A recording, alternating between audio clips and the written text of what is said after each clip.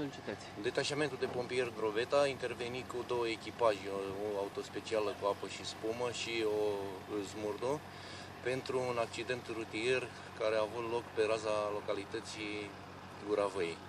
La sosirea echipajelor la locul accidentului era implicat un autotren și un autoturism marca Volkswagen.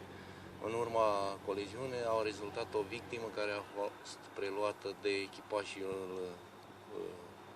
de la ambulanță și predat la spital.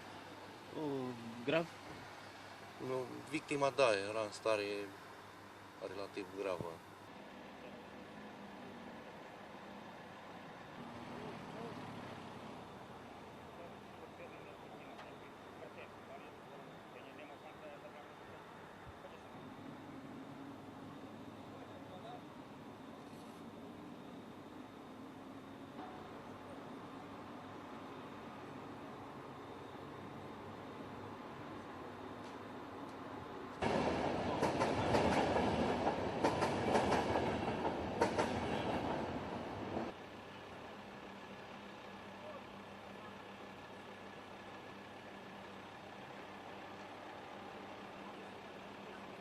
Știi tu că se întâmplă?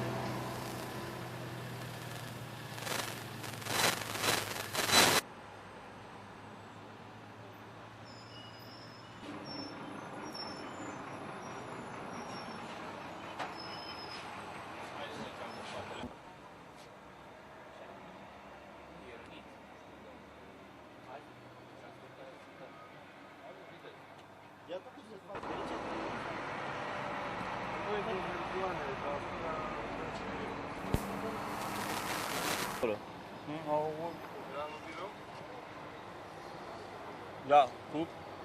No. Ja, tu. Daj, krakoć. Daj. Brzo. Viteză. Ja.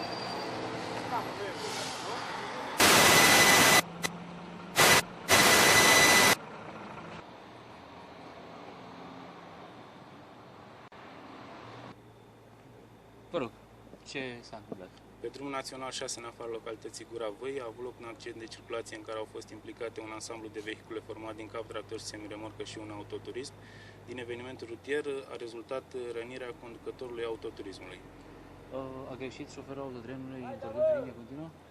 După efectuarea cercetării la fața locului, se va stabili cu exactitate cauzele și procederea accidentului rutier.